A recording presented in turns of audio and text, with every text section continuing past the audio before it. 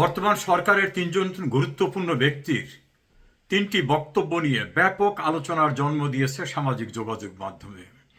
অনেকে আমার মতামত জানতে চেয়েছেন, এ বিষয়ে আজ কথা বলবো। তার পূর্বে তাদের মতামতগুলো বা তারা কি বলেছে সেটা শুনিনি।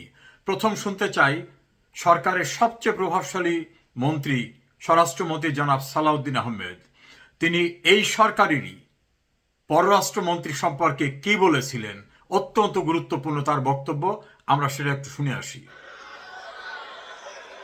আপনার সরকারে একজন বিদেশি নাগরিককে আপনি জাতীয় নিরাপত্তা উপদেষ্টা করেছেন। আপনার কি সেই আক্কেল জ্ঞান নাই? একজন বিদেশি নাগরিকের কাছে এই দেশের সেনাবাহিনী নিরাপত্তা সংক্রান্ত রিপোর্ট প্রদান করবে কিভাবে ভাবলেন? তিনি রোহিঙ্গা করিডোরের নামে, মানবিক করিডোরের নামে বাংলাদেশকে যুদ্ধক্ষেত্রে পরিণত করতে চায়। বাংলাদেশের মানুষের সাথে আপনি কথা বলেননি, এদেশের রাজনৈতিক দল সমূহের সাথে কোনো আলাপ আলোচনা করেননি। অত্যন্ত এরোগেন্টলি আপনার সেই উপদেষ্টা বলছে তাতে নাকি কিছু যায় আসে না। আপনি সম্মানের সাথে বাংলাদেশে একটি অবাধ ও সুষ্ঠু নির্বাচন অনুষ্ঠানের আয়োজন করুন। ওনার কথাটা শুনলেন যে উনি বলছেন, ডক্টর খলিলুর রহমান সম্পর্কে বলছেন যে তিনি একজন বিদেশি নাগরিক, তাকে রাষ্ট্রের নিরাপত্তা উপদেষ্টা, রোহিঙ্গা বিষয়ক বিশেষ দায়িত্বপ্রাপ্ত ব্যক্তি করে বাংলাদেশের স্বাধীনতা সার্বভৌমত্ব বিকিয়ে দেওয়ার মতো অভিযোগ, এবং তাকে বলছেন যে ডক্টর ইউনূস আপনার কি আক্কেল জ্ঞান নেই। এখন এই প্রসঙ্গে ওই দলের অন্য নেতাদের আরো কিছু বক্তব্য আমরা একটু শুনি।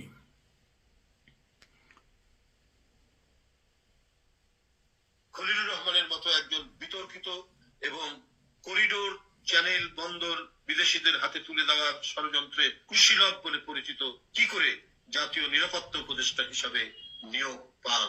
এই প্রশ্নটি কিন্তু এখন খুব বড় হয়ে দেখা। খলিলুর রহমানের মতো একজন বিতর্কিত এবং করিডোর, চ্যানেল, বন্দর বিদেশিদের হাতে তুলে দেওয়া ষড়যন্ত্রে কুশীলব বলে পরিচিত কি করে জাতীয় নিরাপত্তা উপদেষ্টা হিসাবে নিয়োগ পান? এটা শুনলেন রুহুল কবির রিজভির বক্তব্য, যিনি বিএনপির খুব গুরুত্বপূর্ণ এক ব্যক্তি। এর সঙ্গে আমরা আরো একজন ব্যক্তির কথা শুনি, ডক্টর মোশারেফ হোসেন। তিনি বিএনপির স্ট্যান্ডিং কমিটির সদস্য। জাতীয় নিরাপত্তা উপদেষ্টা গতকালের বক্তব্য আবারও নতুন বিতর্কের জন্ম দিয়েছে। সরকারের ভাবমূর্তি রক্ষার্থে তাকেও অব্যাহতি দেওয়া প্রয়োজন হবে। ডক্টর মোশারেফ হোসেন বলছেন যে তাকে অব্যাহতি দিতে হবে। এখন ডক্টর মোশারেফ হোসেনের বাইরেও আরো একটি বক্তব্য আমরা শুনি, বর্তমান সরকারের একজন উপদেষ্টা, প্রভাবশালী উপদেষ্টা ডাক্তার জাহিদুর রহমান, তিনি কি বলছেন। বর্তমান অন্তর্বর্তীকালীন সরকারের অনেকেই বিদেশি নাগরিক, উপদেষ্টাদের অনেকেই।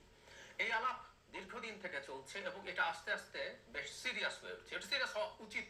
বাংলাদেশের একটা সরকারের মধ্যে যদি অনেক বিদেশি নাগরিক এক্সক্লুসিভলি অথবা দ্বৈত নাগরিকত্ব থাকে, সেটা আপনারা তিনজনের কথা শুনলেন। স্বরাষ্ট্রমন্ত্রী সালাউদ্দিন আহমেদ বলছেন, ডক্টর ইউনূস আপনার কি আক্কেল জ্ঞান কিছু নেই? একজন বিদেশি নাগরিককে আপনি নিরাপত্তা উপদেষ্টা করেছেন, রোহিঙ্গা বিষয়ক দায়িত্ব দিয়েছেন, তার কাছে সেনাবাহিনী বা প্রতিরক্ষা বিভাগের সব নিরাপত্তা তুলে দিচ্ছেন।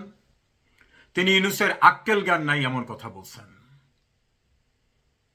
তারই দলের যুগ্ম মহাসচিব রুহুল কবির রিজভী তিনি স্পষ্টভাবে বলেছেন, বিদেশি নাগরিককে এই রকম গুরুত্বপূর্ণ দায়িত্ব দেওয়া নিয়ে তীব্র আপত্তি জানিয়েছেন।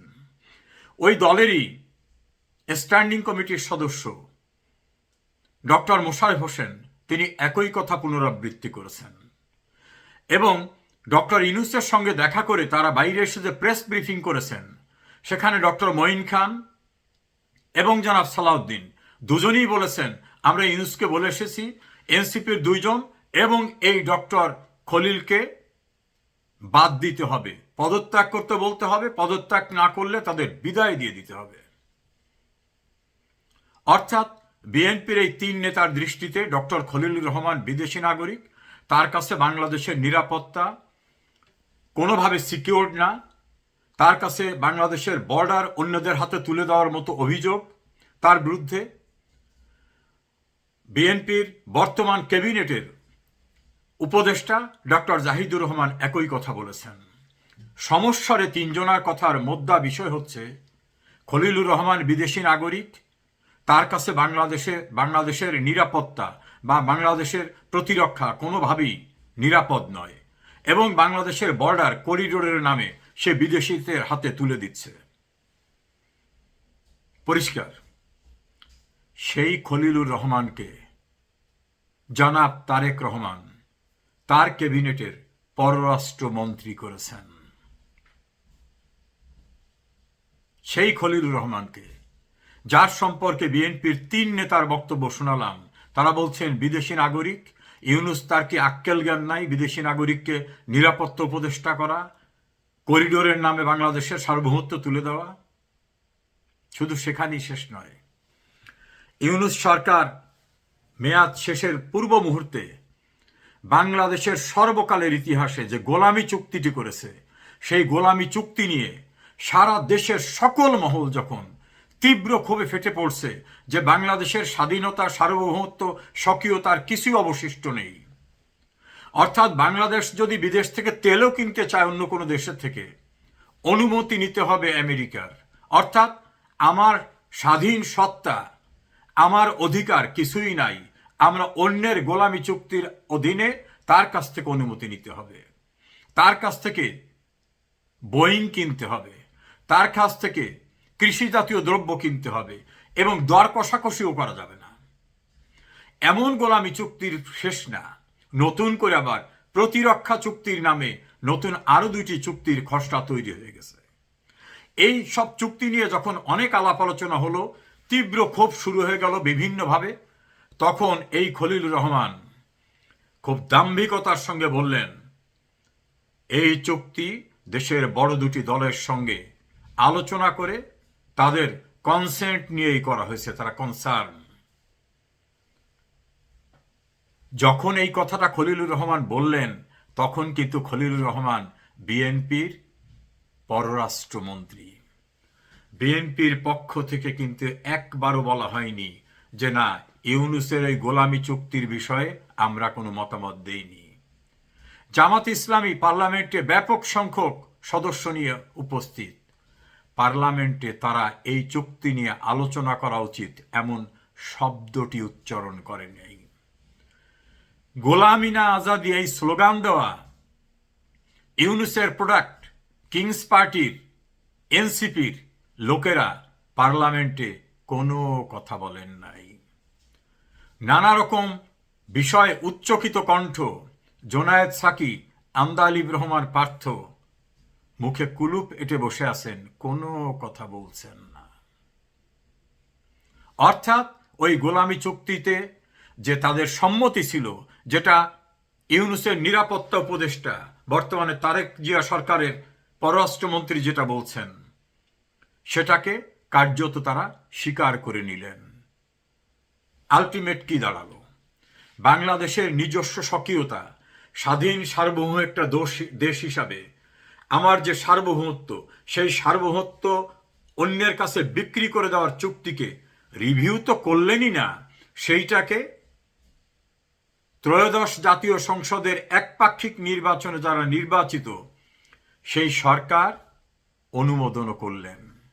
জনমনে প্রশ্ন উঠেছে, তাহলে তারেক জিয়া সরকারের প্রভাবশালী ব্যক্তিরা যাকে বলতেন বিদেশি নাগরিক, যার কাছে দেশের প্রতিরক্ষা নিরাপদ না, যে দেশের করিডোর তুলে দেয় বিদেশের কাছে, সেই ব্যক্তিকে মন্ত্রী হিসাবে গ্রহণ করতে হয়েছে কোনো এমপি না হওয়া সত্ত্বেও। প্রশ্ন উঠেছে, তারেক জিয়ার উপরে এই ওহী নাজেল কোত্থেকে এসেছে? তাহলে গণমাধ্যমে, সামাজিক যোগাযোগ মাধ্যমে যে প্রশ্নটি উঠেছে, আসলে তারেক জিয়া সরকার নেপথ্যে কে? আসলে কার সরকার? এখন পর্যন্ত সালাউদ্দিন, রুহুল কবির রিজভী, ডক্টর জাহিদুর রহমান কেউ কিন্তু তাদের পূর্ব কথা প্রত্যাহার করে বলেন নাই যে না, পূর্বে আমরা যেটা বলেছিলাম ওটা ঠিক না, সালাউদ্দিন ওই ডক্টর খলিলুর রহমান বিদেশি নাগরিক না, বাংলাদেশের প্রতিরক্ষা তার কাছে নিরাপদ নয়, বাংলাদেশের বর্ডার তার কাছে নিরাপদ নেই, কথা যেটা বলেছিলাম এটা সঠিক না, কিন্তু এখনো বলেনি।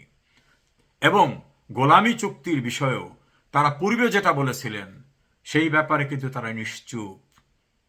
প্রশ্ন উঠেছে, তারেক জিয়া সরকার আসলে প্রকৃতপক্ষে কার সরকার? ব্যারিস্টার রুমিন ফারহানা বলছেন, ডক্টর ইউনূসের সরকারের কন্টিনিউশন হচ্ছে এই সরকার, ইউনূস সরকারের এক্সটেনশন হচ্ছে এই সরকার।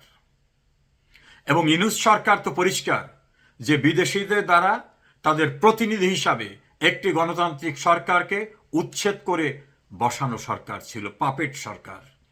টার্গেটটা ছিল শেখ হাসিনা যখন বলেছিলেন বাংলাদেশের পোর্টের কর্তৃত্ব দিতে হবে, সেন্ট মার্টিনের উপরে নিয়ন্ত্রণ দিতে হবে, বাংলাদেশের স্ট্র্যাটেজিক্যাল প্ল্যানে তাদের ইচ্ছার প্রতিফলন ঘটাতে হবে, তাদের বাণিজ্যের সুযোগ করে দিতে হবে, এবং যদি সম্ভব হয় বাংলাদেশের একাংশ নিয়ে একটি নতুন রাষ্ট্র করার যে ষড়যন্ত্র, সেক্ষেত্রেও চুপ থাকতে হবে। শেখ হাসিনার সেই কথাগুলি এখন তো প্রতিফলিত হচ্ছে। যারা বলতেন শেখ হাসিনা ক্ষমতায় থাকার জন্য এমন সব অভিযোগ আনছে, তাদের মধ্যে এখন খুব উচ্চকিত কণ্ঠে যারা কথা বলতেন, অত্যন্ত পরিচিত গণমাধ্যম ব্যক্তিত্ব সাংবাদিক মাসুদ কামাল বলছেন, তাহলে তো শেখ হাসিনাই সঠিক ছিল।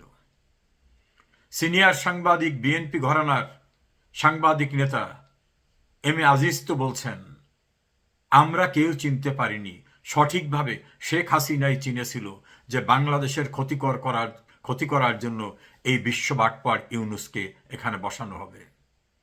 সাংবাদিক আনিস আলমগীর বলছেন, ফ্যাসিস্ট বলে ভুল করেছি, আসলে শেখ হাসিনাই ঠিক ছিল। তীব্র শেখ হাসিনা সমালোচক সিনিয়র অ্যাডভোকেট মহসিন রশিদ বলছেন, শেখ হাসিনাকে ফ্যাসিস্ট বলেছি, আমি দেশবাসীর কাছে ক্ষমা চাই, আসলে সে ফ্যাসিস্ট না, সে ছিল ন্যাশনালিস্ট